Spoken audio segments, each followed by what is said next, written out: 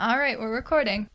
Okay, we're recording. Let's go. Here's my favorite thing about this, and we're starting this the way we start every other podcast. Yeah. We can't go one and go in like, I was about to go to no. Welcome to Man versus Food. No, go for it. Welcome to Claire and Edward versus Food. Oh yeah, but like, I don't know. I think food is so fun. Dude, I love eating food. It's so great. No, but it's like, it's one of the things that everyone's got to do. Yeah. It's like, you know how a bunch of like, what are they? Celebrity interviews have turned into just them Are you eating talking food. about Last Meals from the Mythical Kitchen YouTube channel? Yeah. I love that series. I know, I love it too. Josh is also just a fantastic interviewer. Anyway. We all eat food and we're We all gonna die. But that's just the thing. And everyone has their favorites. Everyone has all that stuff going on. But before we get to that, before we get into the nitty-gritty, there's a mystical meal. It's set about 11 to 10 in the morning, and it's got a name. It's called brunch. Guys, brunch is awesome. We love brunch. We need more opportunities for brunch in a given year. No, for real. Because what is the mainstream brunch day? Mother's Day. Yeah. And Easter. Yeah. We need to have, like, Earth Day brunch. I did Father's Day brunch. What do we do for Father's Day? I did birthday brunch, too. Sometimes. But, like, I think, like, Valentine's Day is a perfect... No, the day after Valentine's Day is a perfect brunch day. Yes. Because everyone's waking up late for some reason. And then they can all go... Parties, and then they can all go for brunch with their new boyfriend and girlfriends. Mm-hmm. Yeah, Edward. Okay. No, yeah. I think brunch is just fun because you get to combine the two best meals of the day. It's like breakfast, but with a little bit more muscle. For real. Like, it's like breakfast that works out. And there's so much variety in what you can get, and there's... You can have like an actual just piece of like roast beef, and beside like a pancake covered in whipped cream. Because eat a sirloin steak for breakfast. And then you can put the steak on the pancake. And society goes wild. And it's pan steaks. No. Oh yeah. No. You can't even eat bread, so why would you want pan steaks? Because gluten-free pancakes are still good, and steaks don't have bread in them. Okay. Is there gluten-free pancakes? Yes. Are they good? Yes. Do you just make them, or do you get, like, mixes? We get a mix. Loser. Gotta raw dog it. Anyway, make it guys, yourself. This is the one time it's going to be important, probably. I'm celiac disease. I can't eat gluten. Please explain what that is for the listeners. Like from a very basic standpoint or the biological level? Both. Okay, very basically and biologically. Celiac disease and autoimmune disease, where basically it's not contagious, so don't be like that. It's contagious if you know Edward. So Claire can't eat gluten now. Yeah. Where basically my body, when I intake gluten, which is, it's protein found in rye, barley, and wheat. And it's rocks. It's what makes bread stretchy. I thought you were going to say in rocks. You said in rye. And basically when that enters my body's like, man, this is a threat. So it attacks it, which leads to stimulation. Or, not stimulate, whatever, symptoms. Like the stomach flu, like a stomach flu basically, but more importantly, the word technically is villal atrophy. It destroys the little finger things in your small intestine that absorb nutrients. Well, they're more like hair. Okay. But I figured fingers would actually be a better analogy. I took Bio 20. I know what we're talking about. I don't know what we're talking about. Anyway, on that topic, brunch is great. Brunch is great. I feel like there's a lot of bready components to it. But there's also a lot of not, because you got your meat, your potatoes, your eggs. I guess. A lot of places are actually also getting really good at doing bread stuff gluten-free. That's true, and I feel like a lot of brunch places are, like, gluten-free and vegan, if you try hard enough, because only the hipsters... I was at a Mother's Day like brunch last year, where what they did is, for their Eggs Benedict, instead of putting it on a English muffin, they put it on a bed of shredded hash browns. Ooh! And it was better! Yeah, that would be better! Yeah. And they just, like, also made a gluten-free hollandaise sauce. We need to stop assuming everything's gonna be better on bread. Yeah, honestly, guys, can we understand that as a gluten-free person, bread's not that great? Mm-hmm. And I have learned that burgers are actually better without the bun. Same with hot dogs. Yeah, see, I only remember that one 4th of July when you just, like, ate 4 hamburgers. And, like, 1 bun. You didn't eat any bun. I didn't even have a bun, you're right. You just ate the burgers. Yeah, and it's better. The bun weighs the experience Well, down. it's just a vessel. Yeah, exactly. Unless you have like a nice bun. Like when I make hamburgers, I can't always do this because obviously, but I like making my own bread. Yeah. Like And like even... that, then it's like adding. But like store-bought buns are literally just edible napkins. Yeah, that is kind of what I use it for, actually. Yeah. And we need to get behind the movement to get rid of edible napkins. Okay, Edward. But like brunch, there's not a lot of hamburgers. That's something that you don't see at brunch. Yeah, we need brunch breakfast burgers could go insane. Well, I feel like there are places that have like breakfast burgers, but there's nowhere that just does like brunch burger. Okay, but like hear me out. Like you're at a Edward. New bit idea. We open up a burger restaurant that's just brunch. It's only open from like 9 to 3 p.m. Yeah, we did the podcast. We got 10 episodes done. Yeah. Now we're gonna do now we're opening brunch burgers. French burgers. Anyway, so basically, because imagine it, like, okay, bottom layer is like a Belgian waffle. Yes. Then you've got a sauce. And then you've got your burger. Mm-hmm. Then you got your typical burger veggies. Mm-hmm. And then like, well, maybe. And then like a fried egg. Okay. And then another waffle. And bacon in there as well. You could do one with like, you could pull a McGriddle and do pancakes. Yeah, or fried hash browns as the bun. Hash browns. Yeah, we make it very celiac friendly. Guys, we're gonna start a business. Now that one bit is over, we're now gonna open a restaurant. Well, considering I do really like cooking. Yeah, and I really like marketing. So it works. Why don't we start like here's the thing, guys. Edward, when I'm at rock bottom because I'm gonna do a drama major, you're gonna hit me up. I'm gonna be like, Edward, it's time. It's time, and then Edward's gonna buy a building, and we're gonna open up a restaurant. And we're gonna open up brunch burgers. And John Luke is gonna be our first patron. They're gonna say John Luke is gonna be our restaurant pharmacist. So if you're having a headache that day, he'll slip some Advil in your burger. Finn's gonna be our restaurant psychologist. We're gonna get all our friends who got useless degrees and open a restaurant. Well, they're not useless. It's just very specialized. Like, what's Clara doing? Clara's gonna be our... Clara's gonna be a chemist. She'll be fine. She can make everything look cool. Like, you know how you get, like, smoke? Once Zach's done being a French scientist... He'll just translate our menu. Yeah.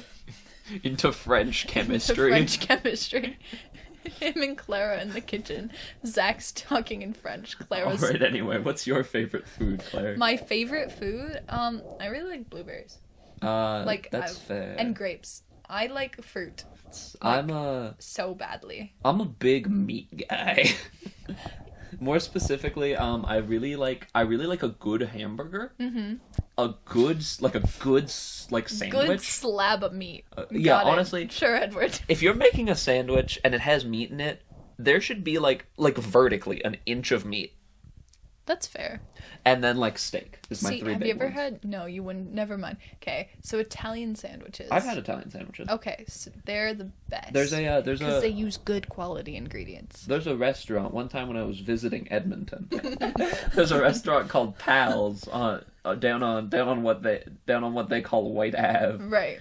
And yeah, so they do gluten-free buns, but other than that, it's basically it's just a sandwich shop. I haven't been there. I went to Pip, which is the same building. Yeah. Yeah. Because someone in my family works there. Yeah. You should try Pal's. I want to go there, but Pip does not have a lot of gluten-free food. They do a lot of brunch. Yeah.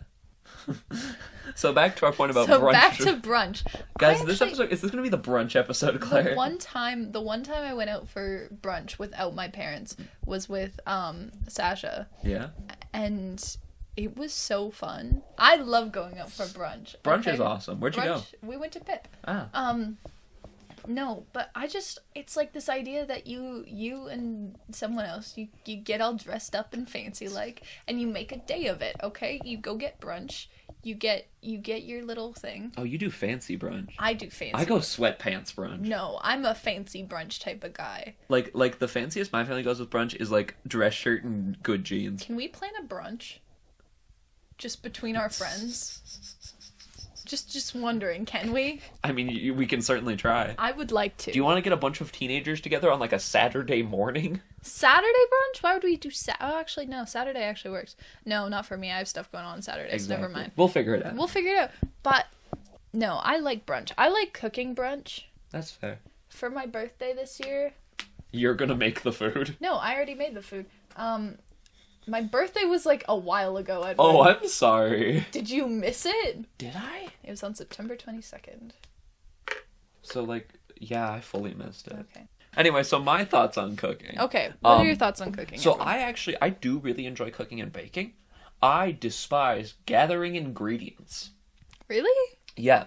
Like grocery shopping Well, type of eat? even less than grocery shopping, just like finding the stuff in my house. It's literally the reason I don't cook or bake more. That's my favorite part of cooking. No, I love it when I have all my stuff in one place and I get to systematically whittle down the pile of ingredients as I'm doing more of the steps.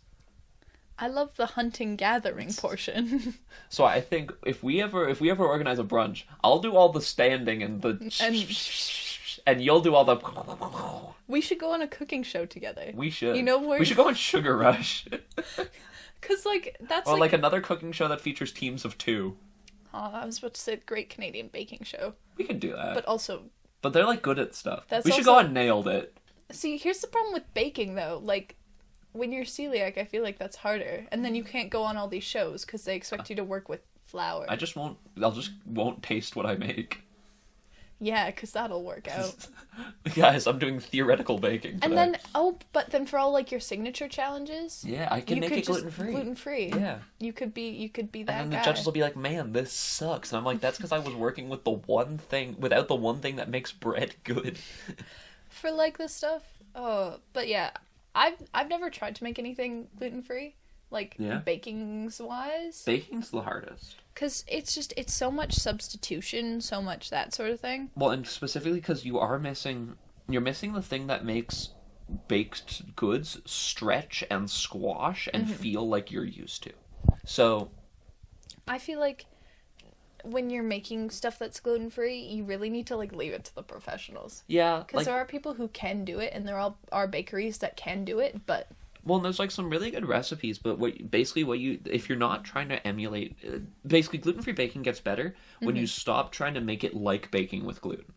Yeah. Like, for example, something that does gluten-free really well is brownies. Because brownies don't need to stretch. That's true. Brownies, like, are basically cooked fudge. If you're okay with, like, cakes, like, being denser, cakes can be really good. That's true. Like...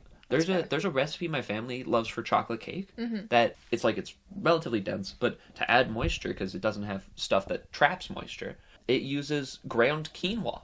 And you would never know, because there's like a bunch of chocolate and sugar and butter in it.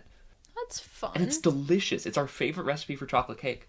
But yeah, I guess, you really just can't like substitute stuff.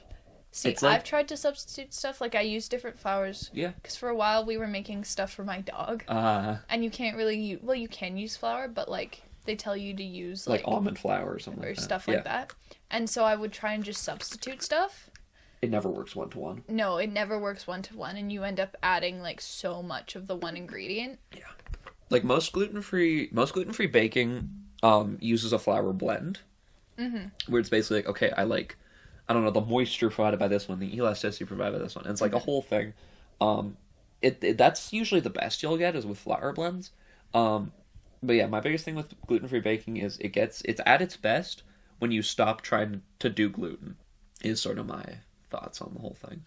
When you go to restaurants, how often do you go to restaurants? Relatively often. Most places are also... So, combined with, like, living in a city for long enough with gluten-free, you get to know what restaurants you can eat at. But also, most restaurants these days have an option, at least. But, like, do you always have that worry that you're gonna get glutened? So, I do deal with that a lot of the times, where basically, if I eat something I'm like, this could have glutened me, I have learned that, on average, it takes me about 4 hours between consumption and reaction. Just rough math. So I set myself essentially a 4-hour mental clock, and then after that I start self-monitoring and I start checking for the symptoms. Because 99 times out of 100, it's nothing. Right. But I set myself up in a situation where I know what to look for when it's not. Because it's not fun. It's not a fun time. Yeah, I would imagine it's not fun. But like, yeah, it's just learning how to work around it. We also have a lot of restaurants in the city that we trust. One we don't trust, for example, we don't trust Chianti's. Never been there. Because one time I went there and I had pasta, and they said they brought me gluten-free pasta, and I felt sick afterwards. Oh, So it probably wasn't gluten-free pasta. Yeah, no, because I was traveling with one of my friends who is celiac, and something that's really not fun is when you're in a foreign country and you don't know any of the brands. Oh, yeah. And it's like, maybe it's bad, maybe it's okay. But then also going out, there's a lot less places where you can go out, especially when you're in Europe. Oh, yeah, Europe's not great for that. Europe's not great at all, because especially with all the pastries, with all the, like, I was in Scotland, Ireland, they do a lot of, like, pies with, like, the flaky pastry. Or they fry stuff a lot. Or they fry stuff, and it's, Or it, like, has beer in it somehow. Because beer's also not gluten-free. Yeah. I went to the Netherlands with my family, and by the end we had learned the Dutch word for gluten-free. Because we had to ask it a lot, and we had to look for it on, like, packaging a lot. Yeah. It's not always easy. But that's the thing about dietary restrictions. Go on. We had found a steakhouse that had gluten-free stuff, and we went to eat there because my brother was doing a term abroad there, so he wasn't getting to eat a lot of meat because meat's expensive. Right. And when they brought out my gluten-free toast, they brought out one piece of toast and 2 pats of herb butter. So I put enough herb butter for my piece of toast, right? And then they're like, "Hey, do you want more toast?" I'm like, "Sure." And I'm like, "Oh man, I have like so little toast, but all this herb butter, and I want to use it all." So I took an entire pat of herb butter, about the size of, a little bit larger than, about the size of like a water bottle cap, like a Nalgene cap. Put that on my bread. It didn't melt, and I just ate essentially straight herb butter. And it was delicious. I'm sure it was. I can't stand just the taste of plain butter. Oh, it was on bread, don't worry. And it had herbs in it. But just like the butter taste? Yeah, Maybe I I'm just that. not like a dairy person. I like yogurt, but not like... My biggest thing is butter's too sweet for me. What? Yeah. What? Like that straight butter taste you talk about, for me, it's like this like weird sweetness that I can't get back. See, that's something that's cool about food, too. Yeah. Is like, it's different for everyone. Yeah. And spice tolerance. Yeah, and like weird like food aversions that people have. Yeah, cilantro's crazy. I have the soap gene. I don't know if I do. My theory is that I have the soap gene, but I like the taste of soap. Oh. That was my theory for a while, but then I had cilantro rice in Disney, and I was like, ooh, this is disgusting. Yeah. And I was kind of like, ugh. That's another thing. I don't like... When I was in Disney, the food was like either hit or miss. Yeah. I drank a lot of lemonade. I love lemonade. I survived off lemonade and Dole Whip for 3 weeks. Actually, we got Dole Whip. It has gone downhill. I have never had Dole Whip. Really? No. Oh. There, Edward. Have you ever been to Disney? No. It's a very different perspective. I've been there so many times. And this is why we make great podcasts. As we live in California. Yeah.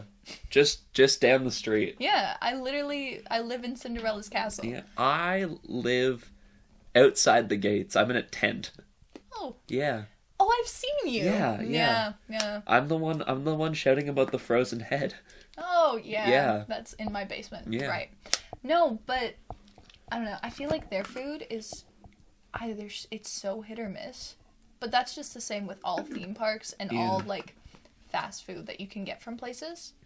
Like, what's your favorite fast food chain? Ooh, that's tough because gluten-free.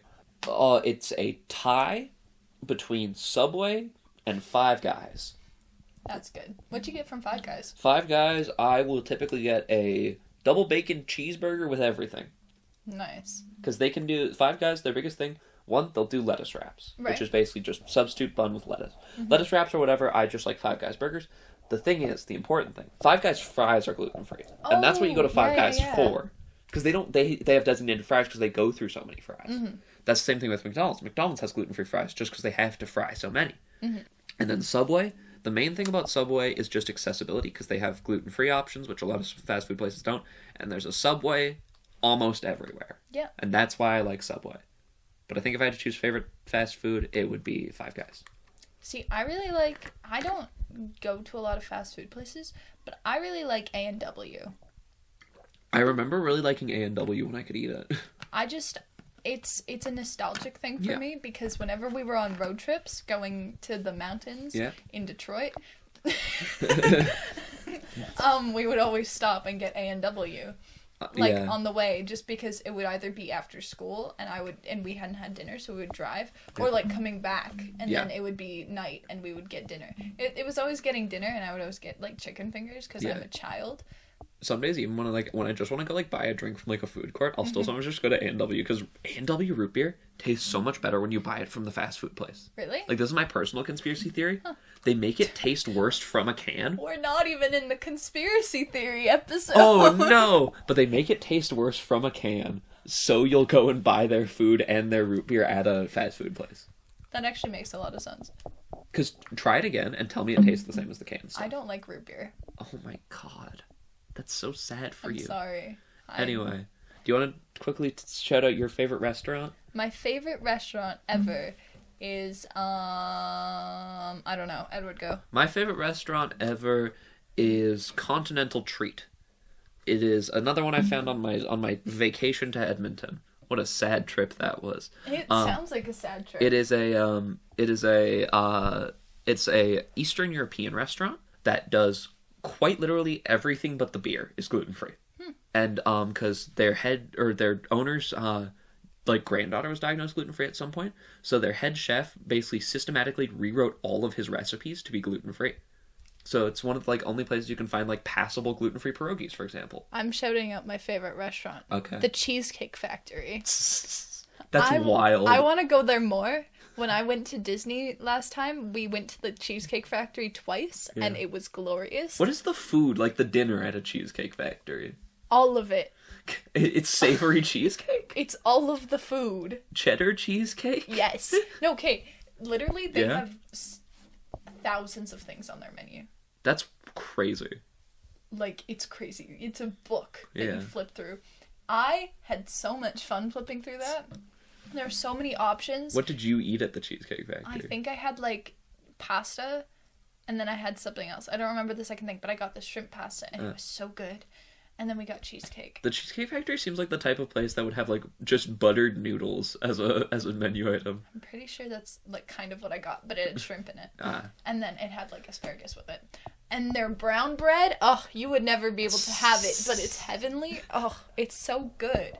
No, I love the Cheesecake Factory. I wish there were more here in California. On the topic of bread, that's the other thing at Continental Treat. Basically, they have, like, they make gluten-free, like, German rye bread. Ooh. Which is, like, it's such a different flavor from normal bread. Yeah. Because it's got, like, different, like, herbs. It's got caraway in it.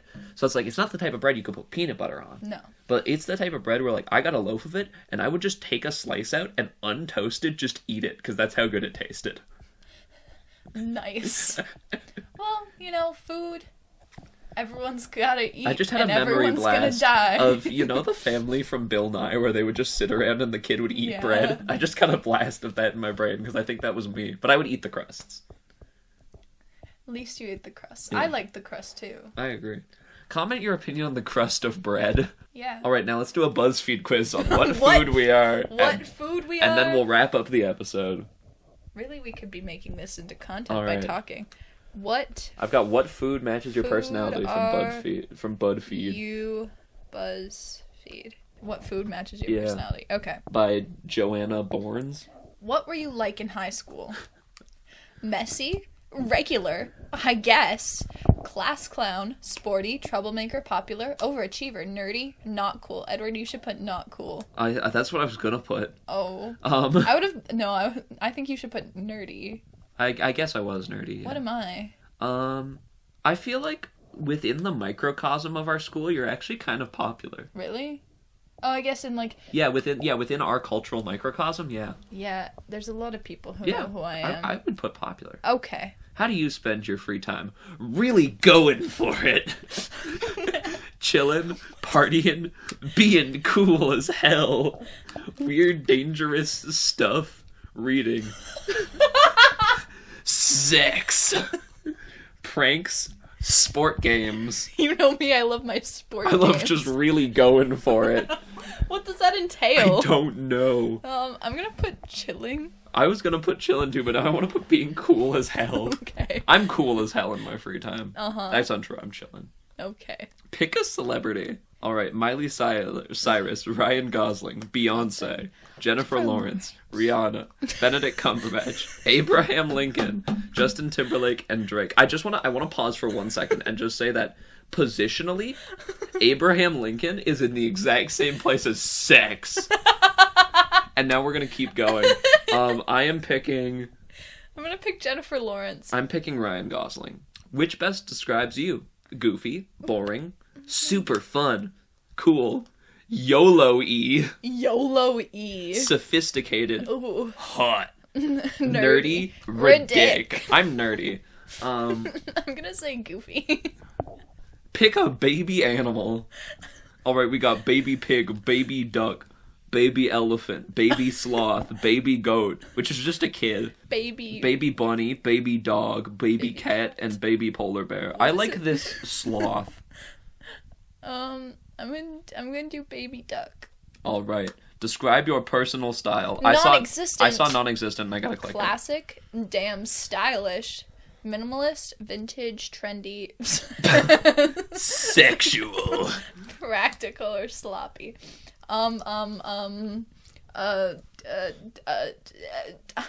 Damn stylish. No. I'm gonna go, I think I try practical. Which of these annoyances is worse? PDA? Yes. Slow internet? Yes. Bad high five? Yes. Weird smell? Yes. Wet socks? So hungry? Awkward hug? Hungry. No pink starbursts?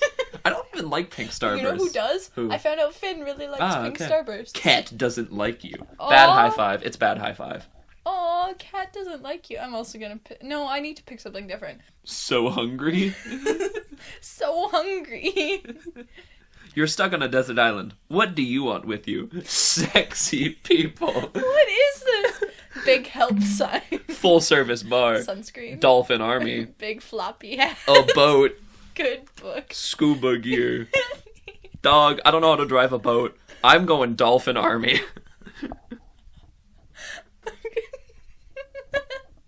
I'm gonna pick a big floppy hat. Alright, pick a song. Flawless, Beyonce. Get Back, the Beatles. Sexual Healing, Marvin Gaye. Bad by Michael Jackson. Sexy Back by Justin Timberlake. Give Me Shelter by the Rolling Stones. All Me by Drake.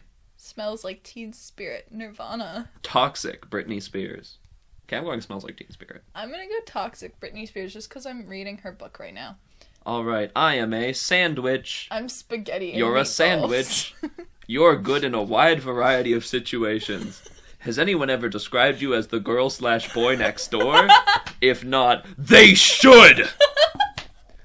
You're easy to get along with and so versatile. Now go snuggle up between two pieces of bread. You've earned it.